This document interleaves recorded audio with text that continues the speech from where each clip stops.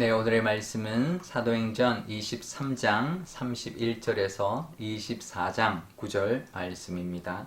보병이 명을 받은 대로 밤에 바울을 데리고 안디바드리에 이르러 이튿날 기병으로 바울을 호송하게 하고 영내로 돌아가니라. 그들이 가이사랴에 들어가서 편지를 총독에게 드리고 바울을 그 앞에 세우니 총독이 읽고 바울더러 어느 영지 사람이냐 물어 길리기아 사람인 줄 알고 이르되 너를 고발하는 사람들이 오거든 내 말을 들으리라 하고 헤륙궁에 그를 지키라 명하니라. 닷새 후에 대제사장 아나니아가 어떤 장로들과 한 변호사 더둘로라와 함께 와서 총독 앞에서 바울을 고발하니라. 바울을 부르매 더둘로가 고발하여 이르되 벨릭스 각하여 우리가 당신을 힘입어 태평을 누리고 또 이 민족이 당신의 선견으로 말미암아 여러 가지로 개선된 것을 우리가 어느 모양으로나 어느 곳에서나 크게 감사하나이다. 당신을 더 괴롭게 아니하려 하여 우리가 대강 여짜옵나니 관용하여 들으시기를 원하나이다. 우리가 보니 이 사람은 전염병 같은 자라 천하에 흩어진 유대인들을 다 소유하게 하는 자요 나사렛 이단의 우두머리라. 그가 또 성전을 더럽게 하려 함으로 우리가 잡아왔사오니 당신이 친히 그를 신문하시면 우리가 고발하는 이 모든 일을 아실 수 있나이다 하니 유대인들도 이에 참가하여 이 말이 옳다 주장하니라. 아멘. 네, 잠깐 기도하겠습니다. 아버지 하나님, 오늘도 한 주를 잘 보내고 토요일을 맞이하였습니다. 이 말씀으로 우리에게 주시는 하나님의 그 음성 듣게 하시고 주일을 준비하는 귀한 날 되게 하여 주옵소서. 감사드리며 예수님의 이름으로 기도드리옵나이다. 아멘. 네. 사도 바울을 하나님께서 지켜주고 계십니다. 40명의 결사대를 지키기 위해서부터 보호하기 위하여 470명의 군대를 사도 바울에게 붙여주셨습니다. 보병이 200명, 기병이 70명, 창병이 200명인 어마어마한 군대로 인하여 사도 바울을 지키고 총독에게로 이제 보내서 이제 보호하는 이제 그런 상황을 만들어 주었고요. 그 대제사장들, 그 종교 지도자들은 변호사를 들어서 고발했지만 총독이 그것을 맡고서는 이제 그런 모습으로 지켜주셨습니다. 세상의 위협이 아무리 크다 할지라도 하나님의 능력을 이길 수 없고 하나님의 보호하심을 뚫을 수가 없는 것이죠. 우리는 40명만 보입니다. 우리를 죽이려고 드는 결사대 40명만 보입니다. 또 변호사까지 고용하는 그 모습을 우리가 보면 두려울 수가 있는데요. 하지만 하나님은 470명으로 우리를 호위하시고 또 그 변호사의 고발을 묵살해버릴 수 있는 총독으로 우리를 막아주고 계실 것입니다. 그 하나님의 그 보호하심을 늘 우리가 기억해야 할 텐데요. 변호사가 이렇게 말을 합니다. 벨릭스 각하여 당신으로 인해서 우리가 태평을 누리고 정말 우리에게 너무 많은 것들을 계산해줘서 우리가 크게 감사합니다. 이렇게 아첨을 떠는데요.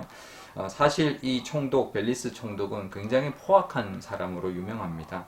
특히 유대인들에게 더 포악했던 총독이었습니다.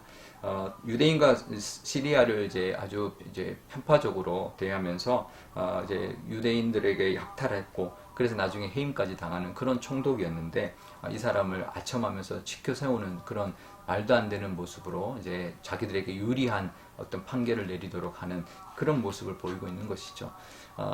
이 종교적이고 민족적인 모습도 아닌 이제 그런 모습으로 바울 한 사람을 해치기 위해서 이렇게 말도 안 되는 그런 논리를 피는 모습을 보여주고 있습니다.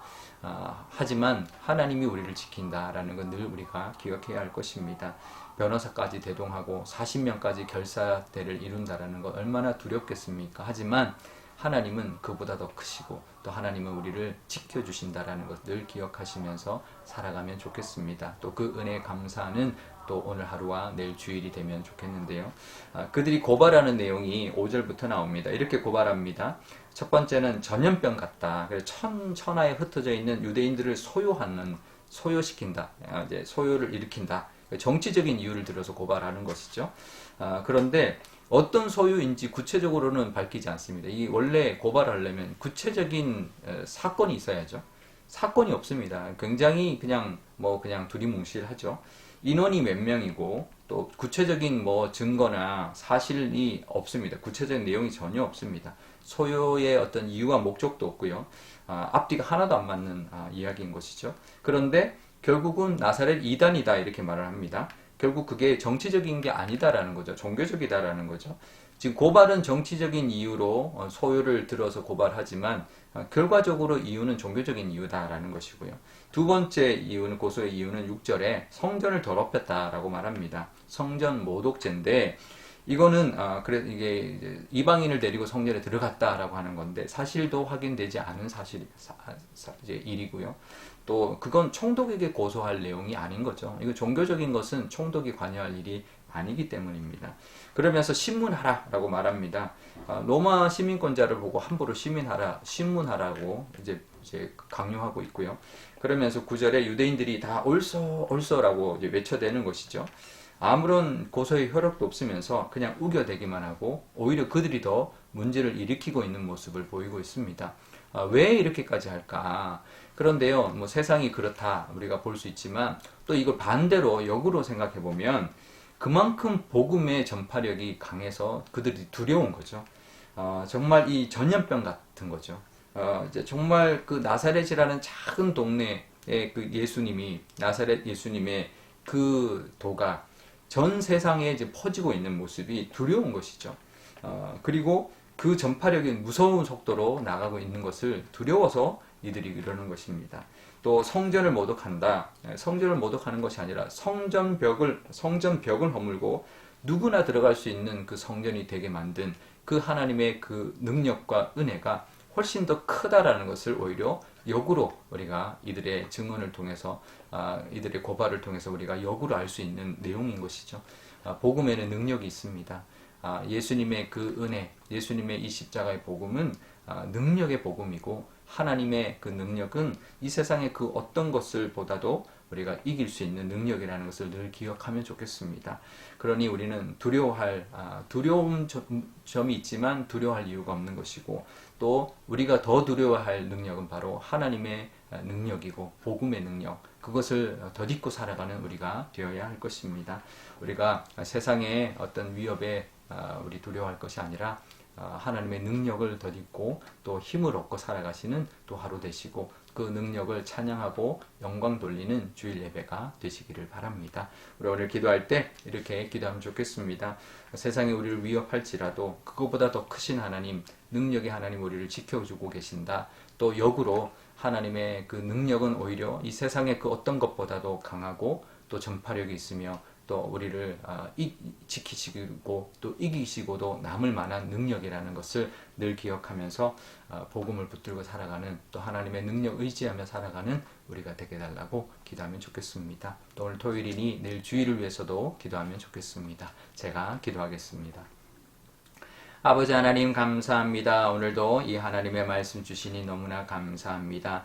그들이 40명의 그 결사대로 죽이려고 하고 또 변호사를 사서 고발까지 하는 그런 모습을 보면 우리가 두려울 때도 있습니다. 우리가 위협당하고 우리가 어떤 해함을 당할까봐 그렇게 두려울 때가 있지만 하나님께서 그보다 더 크신 하나님이 470명으로 지키게 하시고 총독으로 하여금 그것을 막아주시는 그 하나님의 그 은혜와 능력이 우리에게도 함께한다라는 것을 늘 기억하게 하여 주옵소서. 그들이 오히려 더 두려운 것입니다. 우리를 두렵게 하는 이유가 그들이 두렵기 때문이라는 걸 늘 기억하며 하나님의 능력, 하나님 복음의 능력이 이 세상을 이기고 또 남는다라는 것을 기억하면서 또 그것을 의지하며 두려움 없이 살아가는 저희들 되게 하여 주옵소서. 내일 주일입니다. 오늘 쉼을 얻고 내일 주일 하나님께 온 마음과 정성을 다하여 예배하고 경배하는 귀한 주일이 될 수 있도록 역사하여 주옵소서. 감사드리며 예수님의 이름으로 기도드리옵나이다. 아멘. 주기도문 하겠습니다. 하늘에 계신 우리 아버지, 아버지의 이름을 거룩하게 하시며 아버지의 나라가 오게 하시며 아버지의 뜻이 하늘에서와 같이 땅에서도 이루어지게 하소서. 오늘 우리에게 일용할 양식을 주시고 우리가 우리에게 잘못한 사람을 용서하여 준 것 같이 우리 죄를 용서하여 주시고 우리를 시험에 빠지지 않게 하시고 악에서 구하소서.